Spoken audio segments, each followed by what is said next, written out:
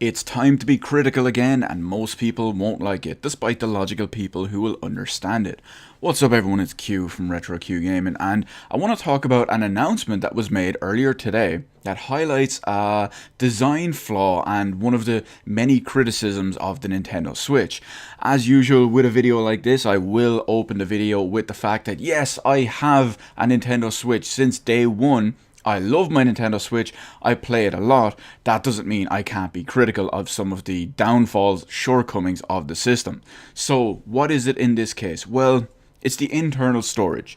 So we all know that, much to many people's dismay, that the Nintendo Switch launched with 32 gigabytes of internal flash memory with expandable storage up to 2 terabytes using a micro SD card. Now, because in 2017 32 gigabytes of internal flash storage is basically nothing, that was a red flag and a concern for many people, especially because Nintendo themselves released a Wii U back in 2012, their previous home console, with 32 gigabytes of internal storage. And 32 gigs of storage was pretty bad in 2012, let alone in 2017. This has had a bit of a knock-on effect in some ways too. Many people are upset that they have to buy additional accessories in the case of a memory card just to improve the lackluster subpar storage included with the system. And we've already seen a game that is not able to fit on the Nintendo Switch digitally using its base non-expanded storage. Remember, 32 gigabytes of internal storage with the actual formatting of the memory card and the operating system and everything that takes up, you actually only have access to about 25.8 gigabytes, give or take 1 or 200 MB. Because I don't know what the specific games and all installed on mine are actually taking up, because it's very small amount. But anyway, as it stands on my one, I have 25.8 gigabyte free left on my Nintendo Switch. Dragon Quest Heroes 1 and 2, because they're sold as a pack in Japan, requires 32 gigabytes of space. So by default, we already know that that game cannot fit on the Nintendo Switch without expanded storage. Now, sure, you can buy the game card version, but the point is that this early in the console's life cycle, it's already been seen that the 32 gigabytes included is literally just not enough, because from as early as very close to launch, that a game was already made that could not fit on the standard non-expanded internal storage. Anyway, we've harped on about that for too long. What's the more updated version on this that I want to talk about? Everyone has always been saying, it's like, oh well, you know, what if I don't want to buy digital games? Everything's going to be on a game card anyway, I'll just get the physical version. Well, here's where Capcom likes to throw a wrench into the works. So earlier today, Capcom announced that after their outstanding sales of Ultra Street Fighter 2, which sold 450,000 copies on the Nintendo Switch in the last 2 months, that they would be adding more and more support for Nintendo Switch. They hadn't said what at the time, but now it's apparent they're going to be porting several games over. The 2 games that they've announced for the moment, at least anyway, are Resident Evil Revelations 1 and 2. Now, you can look at this video and this discussion in the sense that I'm criticizing the Nintendo Switch for getting many of its games later than every other system. In this case, because the 2 Resident Evil Revelations games will be launching on Xbox One and PS4 at the end of August, and just late 2017 on the Nintendo Switch. That's a whole other story. But the point is that even if you buy the physical version of this game, actually I should say that this game is the Resident Evil Revelations Duo pack is being sold as kind of a special collection where it includes both games. It's going to be $40. There's no euro pricing for it at the moment, otherwise I'd use that. Or each individual game can be bought digitally for $19.99. So you can get either one or the other, whichever you want. Or you can buy the pack, which contains both games. But here's where Capcom throws the wrench into the works. And how they do that is, when you buy the physical collection of this game, you get a single game card in there. Now, logically, you would think, okay, it's both games on the single game card. No.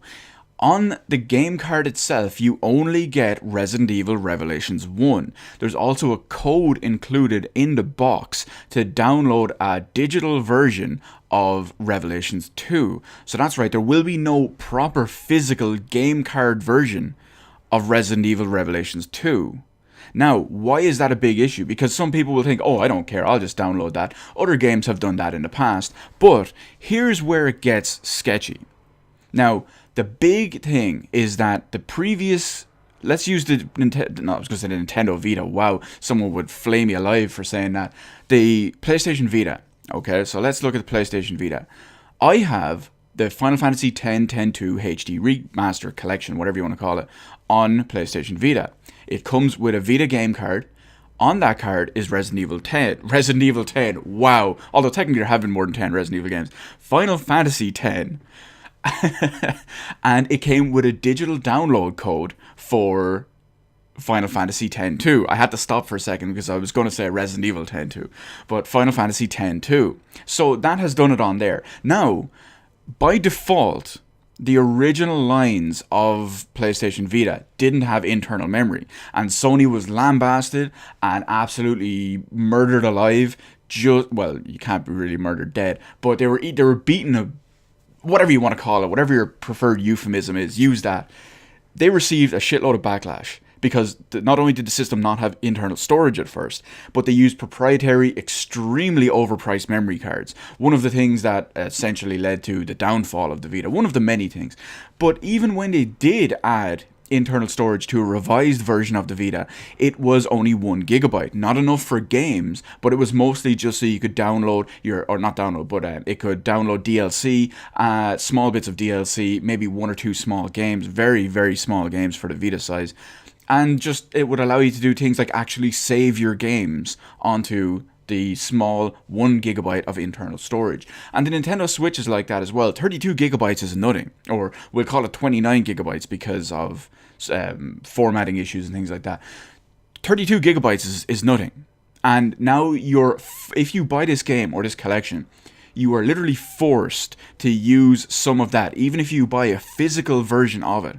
And because of that, I feel that this highlights a very poor design choice in the Nintendo Switch and how Nintendo have opted to go with 32 gigabytes of internal storage. Now, like I said, yeah, I'm very, very well aware you can get a pretty relatively inexpensive storage expansion for it. I know I have my eye on a 120 gigabyte micro SD card for about 50 something euro. I think it's like 52 euro. The point is, I shouldn't really have to worry about something like that on a home console launched in 2017.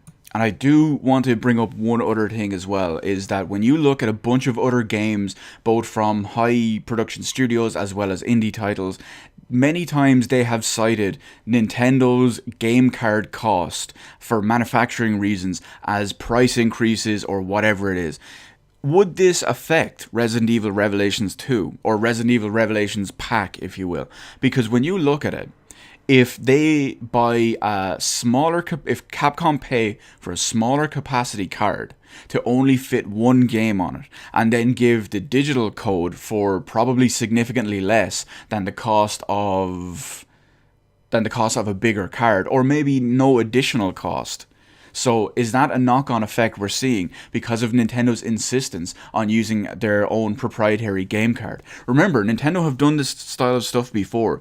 Let's look at the NES. Let's look at the SNES. Let's look at the N64. Let's look at the smaller DVD ones of the GameCube. The point is, Nintendo have a history with doing stuff like this. And in the case of the NES and the SNES, you could only buy their cartridges from Nintendo, so you had to pay their over exorbitant costs just to get a game on their platform. So let's factor all that into the whole equation that we're dealing with here too. So not only do you have to worry about having storage issues if you decide to get a digital heavy or digital only library, but then you have to worry about getting expanded storage for extra cost and extra investment. You also have to worry about being forced to use digital copies of specific games if you want to buy the physical one. Because like I said, if you want this collection and you want a physical box and a physical game card, you will still have to download Resident Evil Revelations 2 if you want to play it. And how much space is that going to take up? Granted, the Nintendo Switch is less powerful than the PlayStation 4, the Xbox One, and PCs, and I'm just going to use this as an example. So I do feel like that the Nintendo Switch will have cut down assets, it will have lower resolution assets, it will have lower quality audio, just things like that in general. But as it stands at the moment, the PC version of Resident Evil Revelations 2 with all its content and all its everything released to date is 23 gigabytes. So how is that going to factor over to Nintendo Switch? If the Nintendo Switch uses the same stuff as the PC version, which to be honest I don't think it will. I think they will use cut down assets of basically every type, as I mentioned, not just because of power issues, but literally just because of storage issues. So that's another reason that you have to worry about. That could potentially take up 90-something% of the remaining space on your Switch. That's a big issue. And that leads back to the one final bit I want to just harp on about. I did mention it earlier as well, but it's another concern of owners of a Nintendo Switch, especially if you want to get a highly digital or only digital library, is that we've already seen at least one game come out that will not fit on the Nintendo Switch digitally without expanded storage. How much more is that going to happen? Because we've seen that within, I believe it was within a month of launch. And how many more times are we going to see that as games, as technology, as everything marches along, but Nintendo Switch doesn't? So let me know in the comment section below what your opinions are with Nintendo opting for 32 gigabytes of internal storage. Do you think it's fair that they did that and left it to the end user to pass along the cost to expand the storage themselves if they really want? Or what do you think the effects on people who want a highly digital or digital only library are? Or in this case, what do you think it's a fair, we'll call it forcing on top of them, on top of the end user, that they have to get a digital copy of this game if they want to, even just to download it? So let me know all of that in the comment section below. Hit the like button, hit the subscribe button. Thank you for watching, and I'll see you in the rest of the videos in my channel.